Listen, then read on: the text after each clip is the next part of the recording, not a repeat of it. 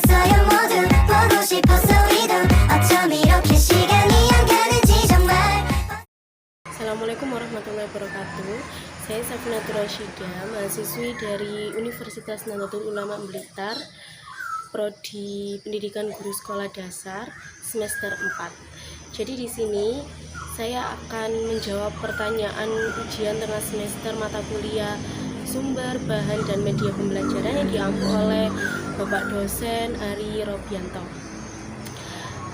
Yang pertama yaitu hal-hal apa saja yang menjadi pertimbangan dalam mengembangkan media pembelajaran.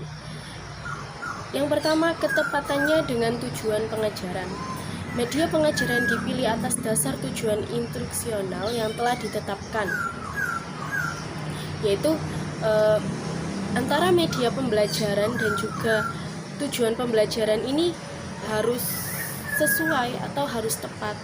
Apabila tidak tepat, maka tujuan atau hasil akhir dari pembelajaran tersebut tidak akan tercapai.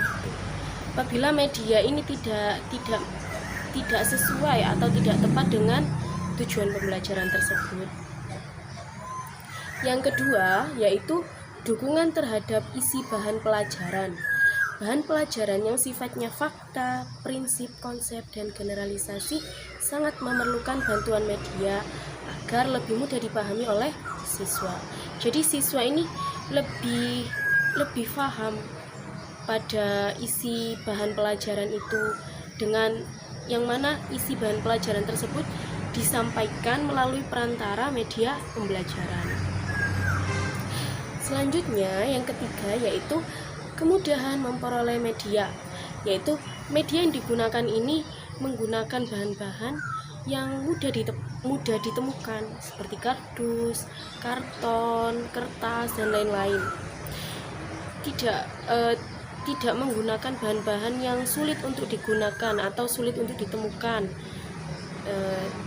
seperti baja dan lain-lain sebagainya. Agar apa? Agar penggunaan dalam media pembelajaran tersebut lebih mudah. Meskipun menggunakan kardus itu akan membuat media pembelajaran tersebut mudah untuk rusak, tapi menggunakan bahan kardus tersebut itu kan termasuk memperoleh kemudahan dalam membuat media pembelajaran tersebut, yang mudah untuk dicari oleh guru dalam membuat media pembelajaran. Selanjutnya yang keempat yaitu keterampilan guru dalam menggunakannya. Apabila guru tidak terampil dalam menggunakan media tersebut, maka siswa juga akan sulit untuk menerima atau menangkap pada isi pelajaran yang disampaikan melalui media tersebut. Jadi percuma guru menggunakan media apabila guru tersebut tidak dapat menerapkan media tersebut dalam pembelajarannya. Selanjutnya yaitu hal-hal yang dipertimbangkan dalam mengembangkan media, yaitu tersedianya waktu untuk menggunakannya. Media tersebut bermanfaat bagi siswa selama pengajaran berlangsung. Jadi media tersebut ini tidak hanya dipertontonkan, tapi juga siswa ini dapat terjun langsung untuk menggunakan media tersebut agar materi yang diajarkan tersebut lebih mengena kepada siswa dan dapat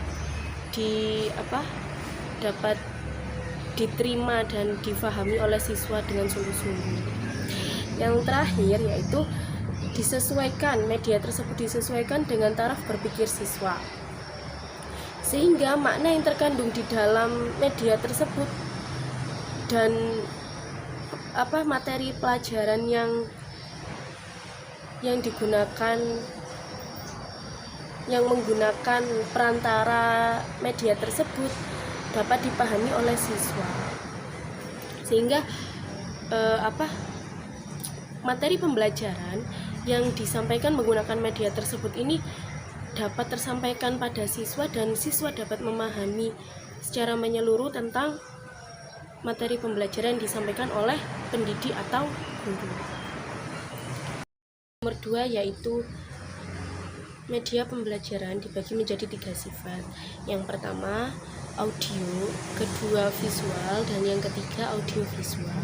Untuk yang pertama yaitu media audio, yang mana media audio ini menggunakan suara dalam menyampaikan pesan.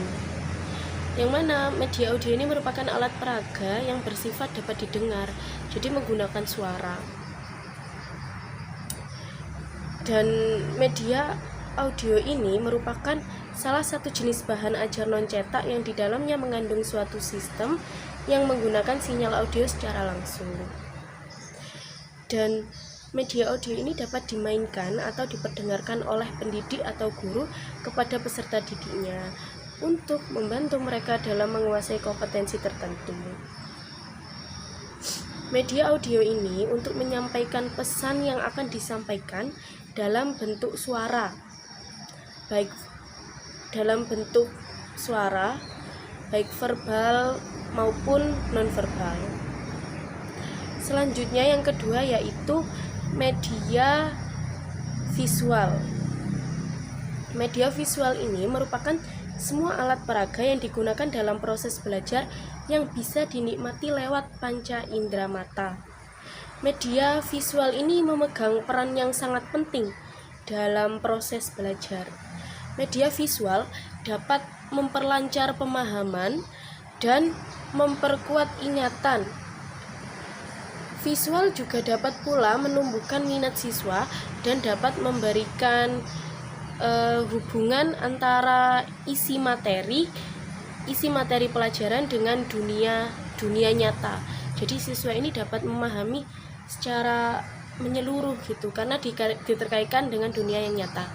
Agar menjadi efektif, visual sebaiknya ditempatkan pada konteks yang bermakna dan siswa harus berinteraksi dengan visual. Berinteraksi dengan visual itu untuk meyakinkan terjadinya proses informasi. Dengan demikian, maka media visual dapat diartikan sebagai alat pembelajaran yang hanya bisa dilihat untuk memperlancar pemahaman dan memperkuat ingatan akan isi materi pelajaran. Yang ketiga yaitu media audiovisual.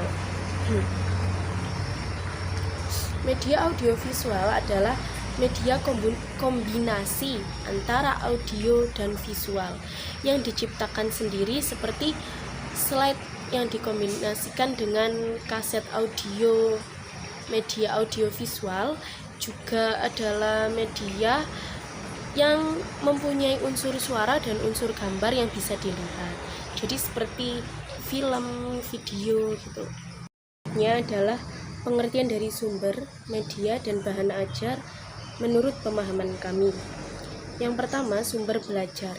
Sumber belajar yaitu semua sumber baik berupa data, orang, dan wujud tertentu yang dapat digunakan siswa dalam belajar, baik secara terpisah maupun terkombinasi, sehingga mempermudah siswa dalam mencapai tujuan pembelajaran. Jadi sumber ini merupakan entah itu data, orang, atau benda apapun itu yang menjadi yang mempermudah siswa dalam mencapai tujuan pembelajaran. Itu merupakan sumber. Sedangkan media merupakan alat atau perantara untuk menyampaikan pesan dari guru kepada siswa yang bertujuan untuk menimbulkan rangsangan-rangsangan kemauan peserta didik untuk terjadinya proses belajar. Jadi sumber belajar seperti sumber belajar berupa data, yang mana sumber belajar ini dalam menyampaikan sumber belajar ini yang berupa data tersebut, guru menggunakan media, yang mana media ini digunakan untuk alat perantara guru dalam menyampaikan sumber belajar data tersebut. Jadi siswa ini bisa lebih mudah dalam memahami sumber belajar data tersebut melalui atau menggunakan perantara media pembelajaran tersebut. Yang selanjutnya, bahan ajar. Bahan ajar adalah seperangkat materi atau substansi pelajaran yang disusun secara runtut dan sistematis, serta menampilkan sosok utuh dari kompetensi yang akan dikuasai siswa dalam kegiatan pembelajaran. Bahan ajar ini ada dua macam. Yang pertama, bahan pembelajaran didesain lengkap seperti modul, LKS, audio pembelajaran, video pembelajaran, dan lain-lain. Yang kedua, bahan pembelajaran yang didesain tidak lengkap seperti alat peraga, model kerangka manusia, peta globe, dan lain-lain. Sedangkan kalau media pembelajaran ini contohnya itu banyak, seperti media gambar, yang mana gambar tersebut menyampaikan pada isi dari sumber belajar. Kalau sumber belajar itu contohnya seperti surat kabar, siaran televisi, internet, atau jurnal. Andaikan sumber belajarnya ini merupakan jurnal yang membahas tentang lingkungan hidup, maka dengan menggunakan media pembelajaran seperti gambar ataupun video untuk menyampaikan sumber belajar yang dimaksud, agar siswa dapat lebih mudah memahami pada sumber belajar yang dimaksud. Jadi sumber belajarnya ini merupakan sumber belajar ini merupakan materi yang akan diajarkan. Sedangkan media ini adalah alat perantara untuk menyampaikan materi pembelajaran tersebut. Selanjutnya yang keempat yaitu pengertian atau pemahaman kami tentang gambar yang ada di soal yang telah di-share. Menurut saya itu adalah gambar yang menunjukkan pada peranan penting media pembelajaran dalam proses pembelajaran. Jadi guru ini akan menyampaikan sebuah materi yang mana guru ini menggunakan alat bantu atau perantara, yaitu menggunakan perantaranya ini menggunakan media untuk menyampaikan materi tersebut kepada siswa. Jadi guru akan menyampaikan suatu materi menggunakan alat perantara berupa media yang akan disampaikan kepada siswa. Dari situ, maka guru ini akan lebih mudah dalam menyampaikan materi tersebut karena adanya media yang digunakan tersebut. Jadi sebelumnya guru akan memilih media mana yang akan digunakan yang sesuai dengan materi yang akan diajarkannya. Lalu guru tersebut akan menyampaikan materi melalui media tersebut tanpa harus menjelaskan dengan rinci dan menjelaskan dengan ekstra, karena guna media tersebut ini untuk mempermudah guru dalam menjelaskan dan mempermudah murid atau siswa dalam menangkap isi materi tersebut yang disampaikan melalui perantara media. Jadi di sini terdapat hubungan timbal balik antara guru dan siswa yang disebabkan dengan adanya atau dengan menggunakan media pembelajaran. Yang pertama, keuntungan bagi guru tidak harus menerangkan dengan rinci atau dengan ekstra materi pembelajaran karena adanya media, yang mana dengan adanya media ini guru dapat menyampaikan materi tersebut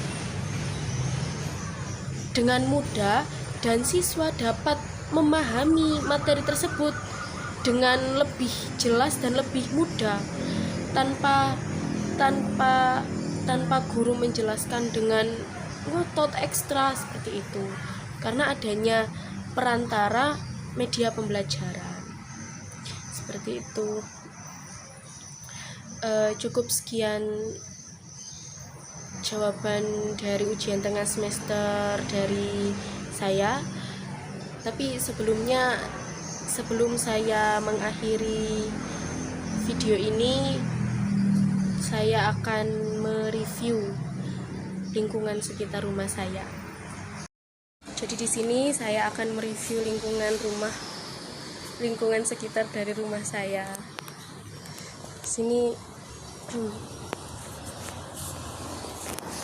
ada sungai, di sana ada jalan raya, jadi terdengar sekali suara kendaraannya. Itu adalah rumah saya.